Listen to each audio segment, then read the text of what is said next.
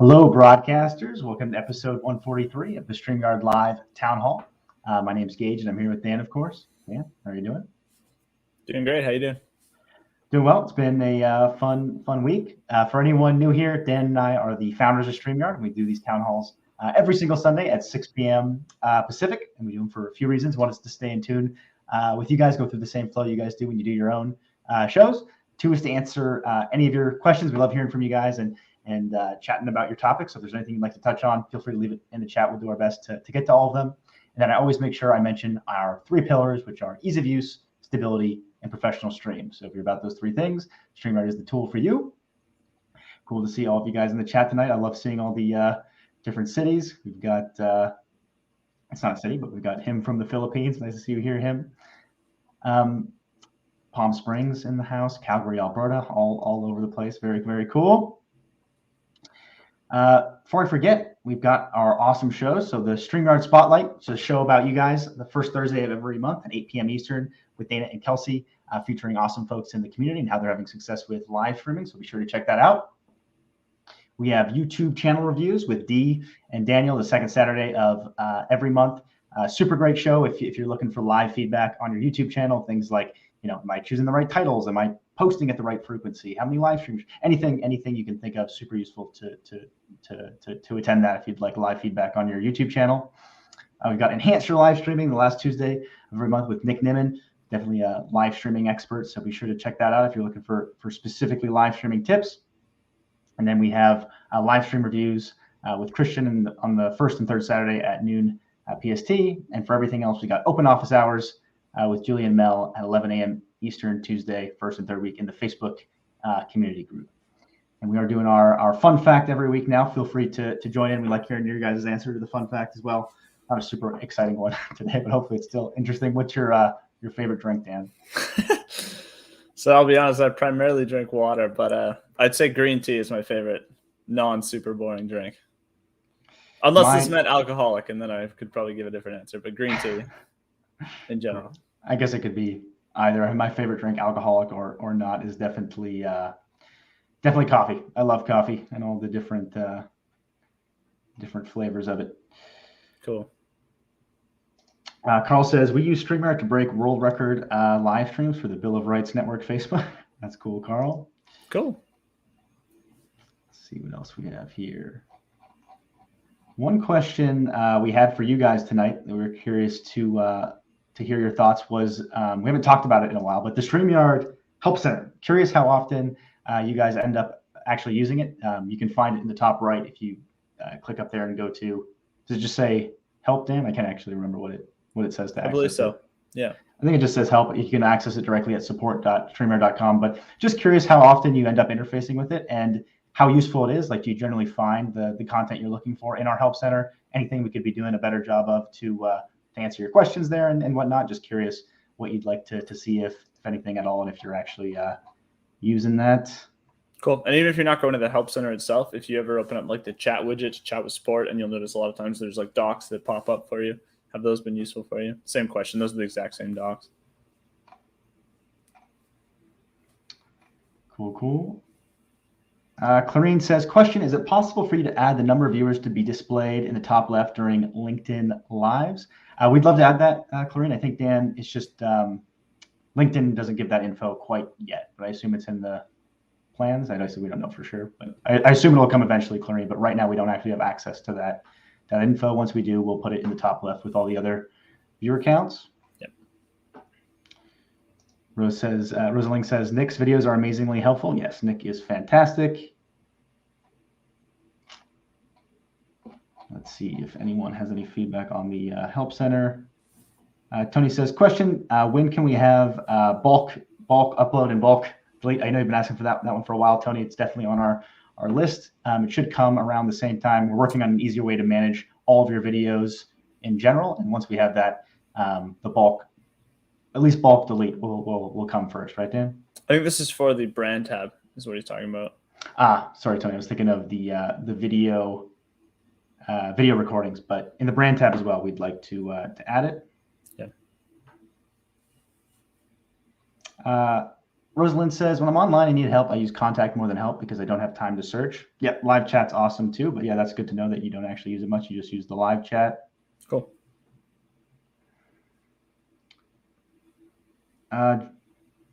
Jamal says, why doesn't the amount of Twitter viewers no longer show on the top with the others? So it used to be Periscope before, Jamal, and now with the new Twitter migration, that's actually not, like LinkedIn, not actually available yet. Once it is, we'll definitely add that as well. Yeah, Twitter basically got rid of some of the functionality when they switched from Periscope to Twitter, but I believe the plan is to add a lot of it back, and hopefully with a lot more as well. Absolutely.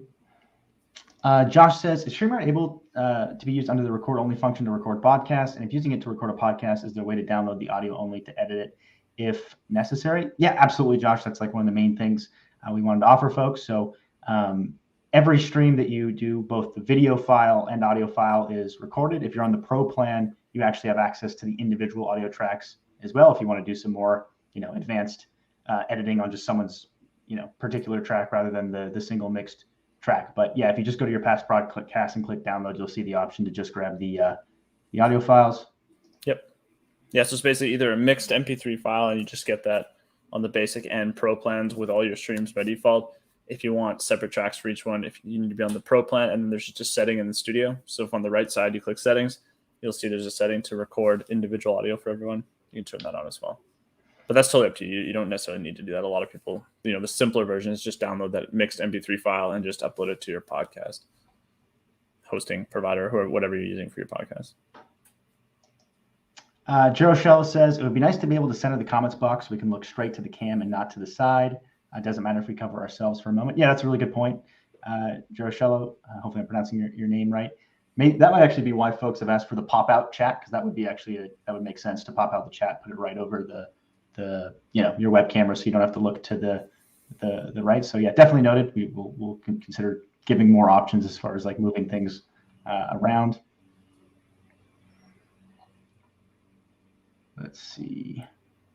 Another question we had for you guys is if any of you actually went to VidSummit. So I was there with Julie, Dana, Trevor, Mylon, and Kelsey. We were all at the booth there. I was curious if any of you attended. If you did, if you saw our booth and chatted with us, was just curious. And if you did attend, if you had a particular favorite session or anything like that, let us know. Cool. Letitia says, I just pre-recorded my email marketing trends and conversation show for the upcoming week. I love the pre-record feature. Thanks, Letitia. Awesome to hear that. Cool. All right. Michael says, okay, you got to join our Friday night game show live. Let me know when you can make it. Noted, Michael. Appreciate the invitation. Another question we had for tonight was actually about webinars. For one, I'd be curious, like what you guys consider to be a webinar. Dan and I are kind of joking about that before. But curious how many of you do webinars in addition to your live streams, and then in your mind, what you actually consider to be a webinar. Because some folks would consider a private live stream to be a webinar. For other folks, maybe it means something else. So curious about your definition, and if you do webinars in addition to your live streams. Yeah. Cool. It's a good question. Rosalind said, I haven't gone live in a while, but last time I went live, great to have the banner tabs now that we can move around, but it's so small. Any chance we can increase the size? Any thoughts on that one, Dan? The banner tab's too small. So you're referring to like the banners when you show them on screen at the bottom, it's too small? Maybe let us know if you don't mind. Because one thing, if that is it, one thing you can do is just change the theme, because on some of them the banners are very big. Some of them they're a lot smaller. But we might be misunderstanding. Let us know. All right. Tangerine says, went to VidSummit in LA before COVID 2019. It was pretty great. Yeah, it was in LA this time as well. Yeah, I definitely would recommend it. It was an awesome conference. It's the first time we actually had a booth at a conference, so that was a lot of fun to do for the first time and actually chat with people in person, which was pretty cool.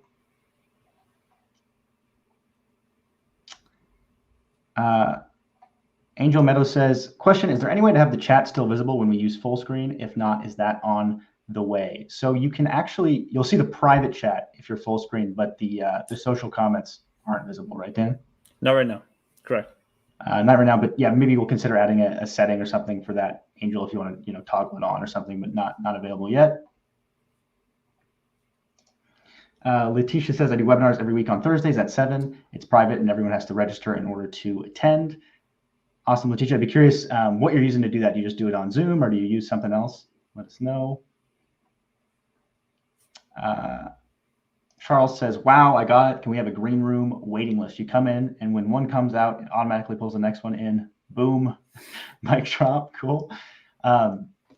Yes, we're definitely considering, assuming we're thinking of the same thing, Charles, an easier way to manage many guests. Like if you say you have a big event and you have many people queued up, sort of like a holding area for them. So we're exploring different ways to do that. Is that how you understand the suggestion? I think so. Yeah, this is like a overflow area kind of.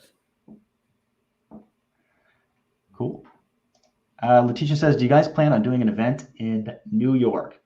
Not this year, Letitia, but we actually have like half the StreamYard team is actually in New York. So if we did do an event in New York, would definitely be a prime location for us. So who knows? Definitely stay tuned.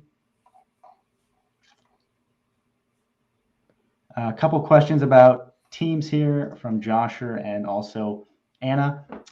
It's going to be first released to existing customers, so just keep your close eye on email and in the app itself. You'll be the first to know when it actually gets released. We're doing it in stages with different folks, but stay tuned. Same question from Nazrul. Larry says, webinar feature request. It would be great to have the option to place banners in different parts of the screen. So instead of the lower third, we could choose a square to place bullet points to the side of the presenter.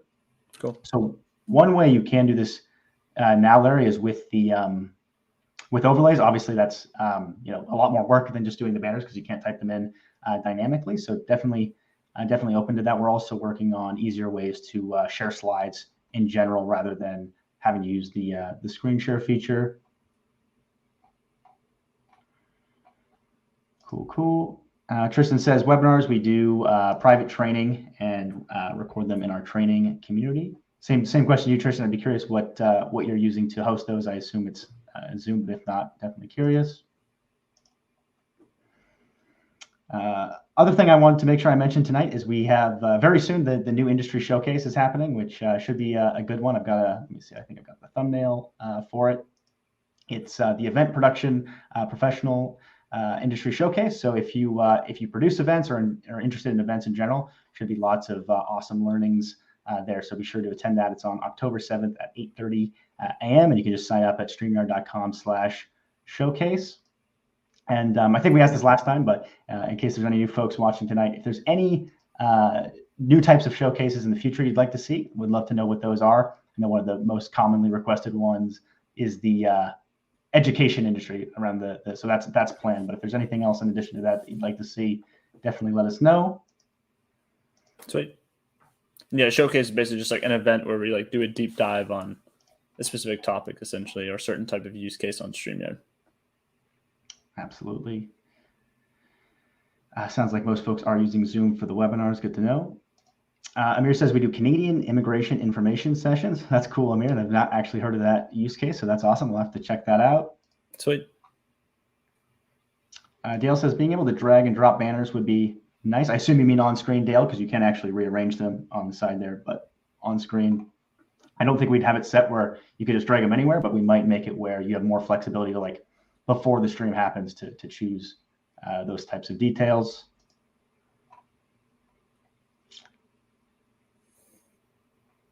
A couple of questions about more options around fades. Flo says, can you create an auto fade out transition for the overlays so it's a smoother transition and not so abrupt? I don't think we would turn it on by default like that, Flo, but we definitely are considering having like similar to the themes, more options around like how you want things like that to function. So if you did want a particular type of transition, adding more flexibility there. Cool. Let's have one more question for you guys, and then we can go ahead and do our giveaway. Dan has a nice surprise for that I think you guys are going to kick out of. And that question was, do you book backup guests? Might seem like a strange question, but I have talked to a few folks that do. So I was curious if you, for interviews and stuff that you're streaming live, In case someone isn't able to make it live or cancels at the last minute, do you have like a rolling queue of backup guests? I was just curious if that's something you guys do, or if someone doesn't show, you just do the show on your own.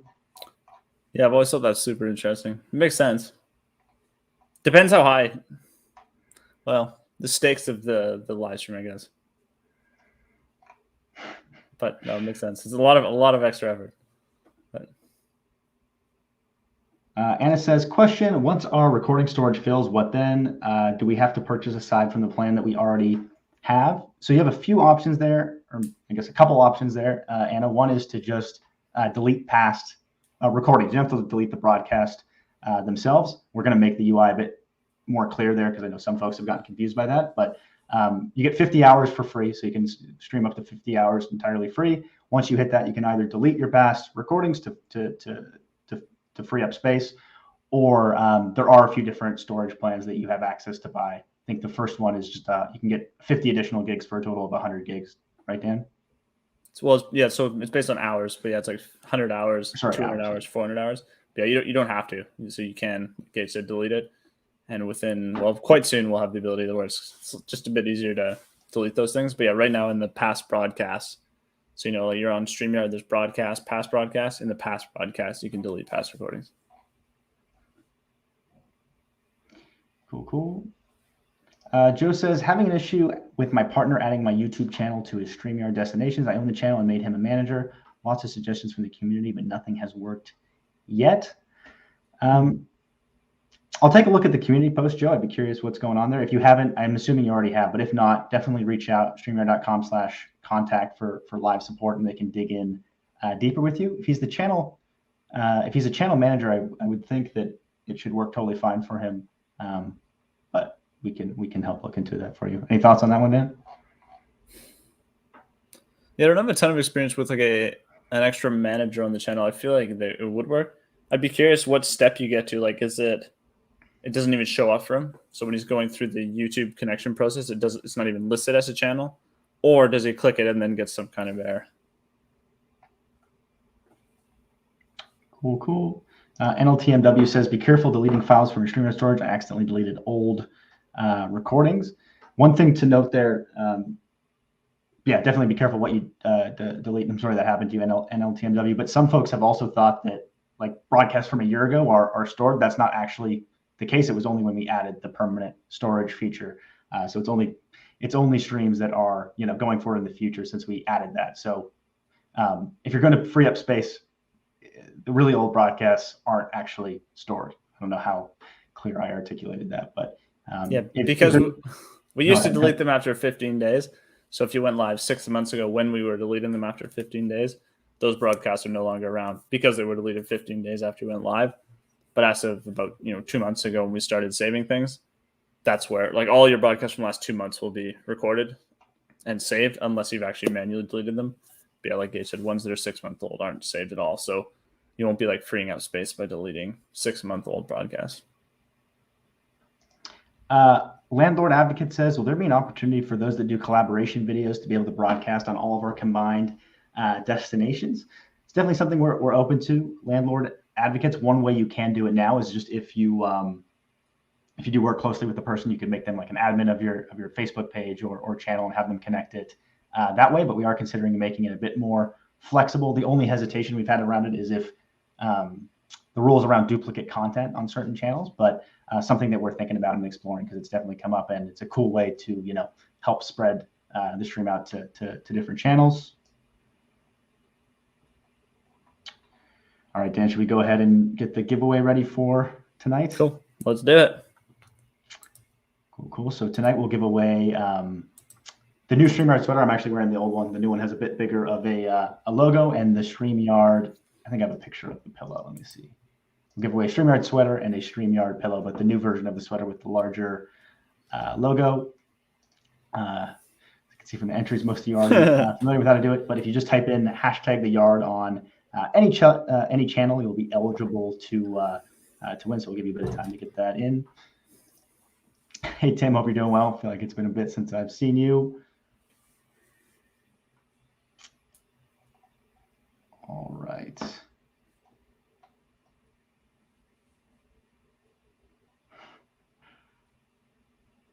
Charnel, if you just type in hashtag the yard in the chat, you'll be eligible to win.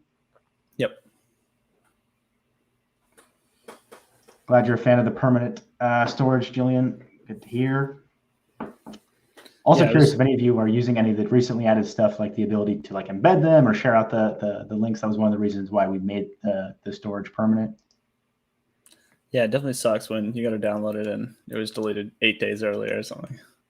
Yeah, not great. That's also a big reason. Thanks, Michael. Appreciate that. That's awesome that you're enjoying it. Quite a few entries tonight. You think we're good enough time, Dan? Yep, and I've got some sound effects to go with it this time. Not built into the platform. It's just, well, you can see I've got a drum set in the background of my dad kept, like he watched all of our town halls. He kept saying, you've really got to get the snare drum over here and make some sound effects. So with this giveaway, I'll do some sound effects. Hold up. Got to prep. All right, we're ready. Good to go, Geige? Yeah, let's do it. Should I do it the whole time or only at the end? Maybe just at the end. Maybe just at the end, yeah. Let's do this, everyone. Good luck.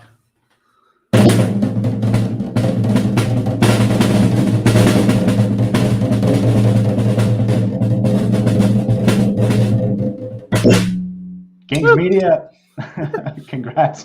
Hopefully you guys enjoyed the sound effect. We'll have to like get Dan to record it at some point and make it an option in the tool. We'll get someone who's a little better than I am. It's tough to pick it up with this mic. Hopefully it picks it up okay. It sounded good for me, so I assume it sounded good for everyone else. But yeah, congrats, Kings. If you just reach out to contact@streamyard.com, Dana can help get that shipped to you. Larry Dell Jr. says, any chance green screen will allow video? It's certainly possible, Larry. So right now it's just static images. There's definitely a couple. It's been a long time since we added the green screen feature, right, Dan? It was back in, I think, 2019 is when it actually got added. So yeah, we haven't changed it since. So we're definitely considering enhancing it in various ways. One of those would be video. The other thing we've considered is the ability to do it without actually having to have a green screen behind you like I have. The one advantage of having a green screen is that it's always going to perform, at least for today. Maybe at some point AI will get advanced enough that it's equal. But for now, if you have proper lighting, it's always going to perform slightly better if you have an actual green screen. But that's not always convenient, especially when you have guests that, maybe they have a messy background and they just want an easy way to hide that. So that's something we're considering. It's another question we had last time that we didn't get to, but I was curious. Right now, we don't actually allow it on mobile either. Like right now, the green screen feature only actually works on desktop. I'm curious how many of you stream from mobile devices and would actually use the green screen feature. Like if you would do a stream from your mobile device with a green screen behind you and actually use that feature, or if you're only really streaming from mobile on the go. I think people enjoyed the drums. Awesome. Cool. Hopefully it sounded at least somewhat like an actual soundtrack. I thought it sounded good. Michael says, I've had some issues with Google Fiber and Chrome on an iMac 2019. Seems okay with Firefox. Never had this before. Best thing I can suggest, Michael, is we have an awesome 24/7 support team. So just go to StreamYard.com/contact. They can help troubleshoot with you and figure out what's going on.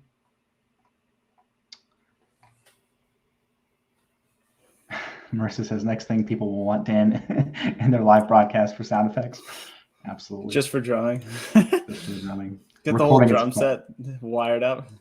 And LTM says, watch out for copyright claims. Oh, hopefully your strumming was slightly different. Slightly unique. Slightly unique, definitely.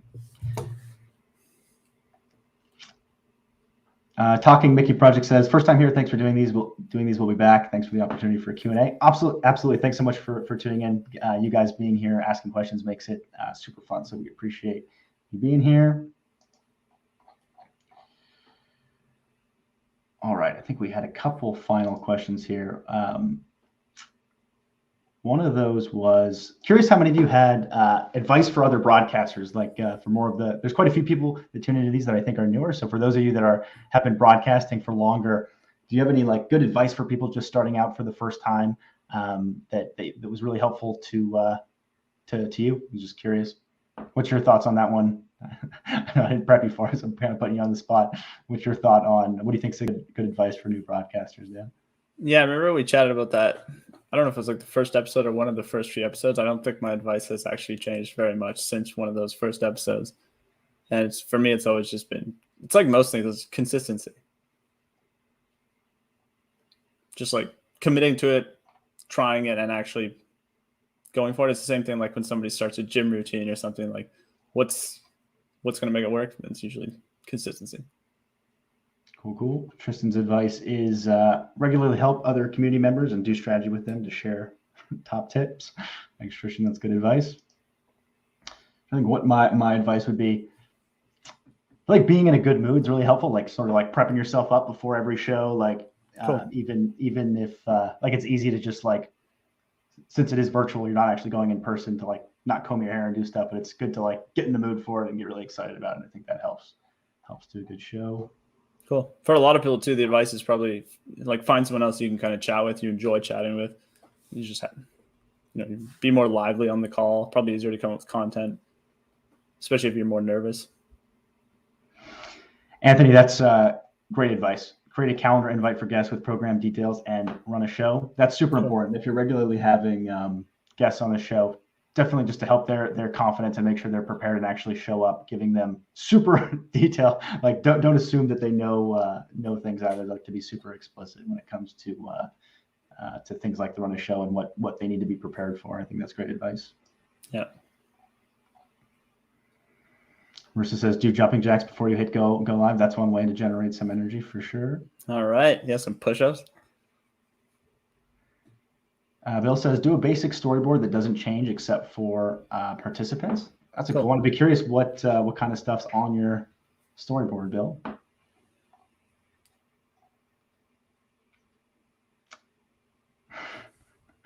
Charles Matthews says, pumping yourself up for sure. Awesome. Anna says, Tuesday I'm having a raffle and the winner will win a book that will be mailed out to her. I already have a sound effect in my StreamYard to use when you do raffles. That's awesome, Anna. I'm curious, what's the title of your book? I'll have to check it out. I think that's a great way to use the giveaway tool is for books and lead magnets and things like that. Yeah, I think so. All right, let's see. We have time for maybe one last question or piece of advice. Let's see, from Larry. Advice, you'll forget what you're going to say once the camera goes out. Hopefully not. Write down at least bullet points to keep you focused. The other thing is to invest in quality audio and then have fun. That's great advice. Thanks for sharing that, Larry. Yeah, I definitely, I sort of use banners as my bullet points. So yeah, I think that's good advice. All right. Thank you guys so much for hanging out with us tonight. This was episode 143 of the StreamYard Live Town Hall. We'll see you guys next week at the same time. Sunday at 6 p.m. Pacific. Cool. See you next week, everyone.